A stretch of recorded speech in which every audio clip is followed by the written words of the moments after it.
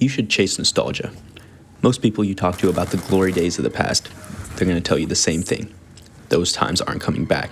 They'll tell you to focus on the present. People say that chasing nostalgia won't get you anywhere besides disappointment. I'm here to tell you that they're wrong.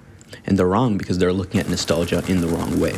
Nostalgia is a powerful tool that can guide you to a more fulfilling life. I made this channel because I see so much gloom and despair on the internet these days, and I wanted to shed some light onto something that really helped me out. When you're a kid, everything is just fun. You have no responsibilities. You can play with your friends for hours and hours on end.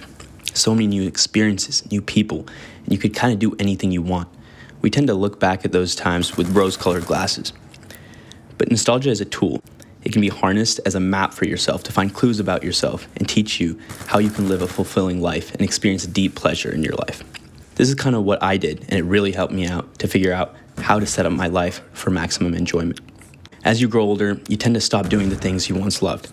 Maybe you don't have time. Maybe your old friends like to do other stuff now. Maybe they moved. Maybe you need to clean the dishes. Maybe you're in a new city.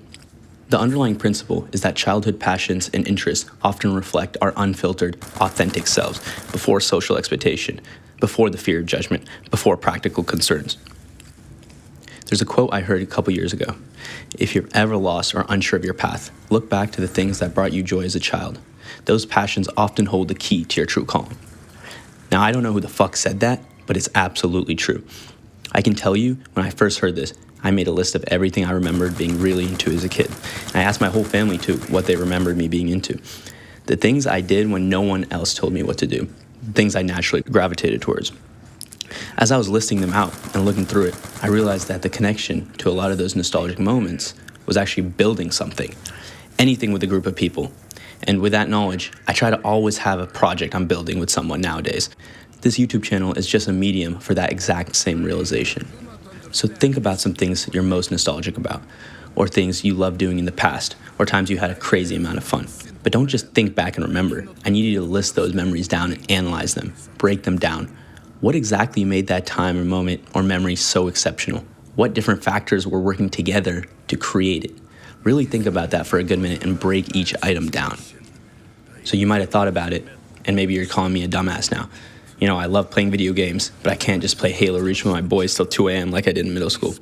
And even if I did, it wouldn't hit the same. And you'd be right.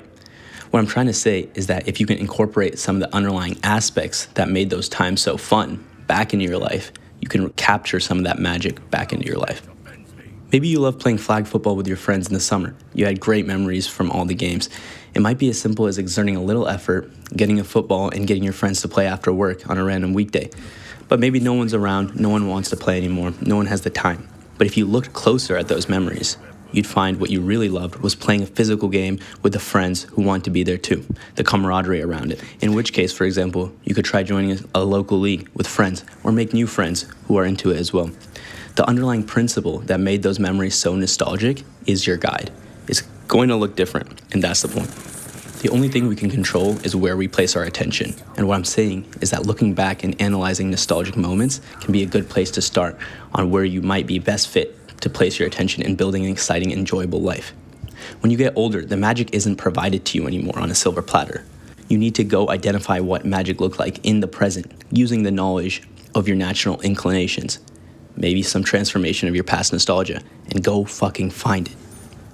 Sometimes things we loved just fall out of habit, and we need a little push to get ourselves and our friends back into the things you love.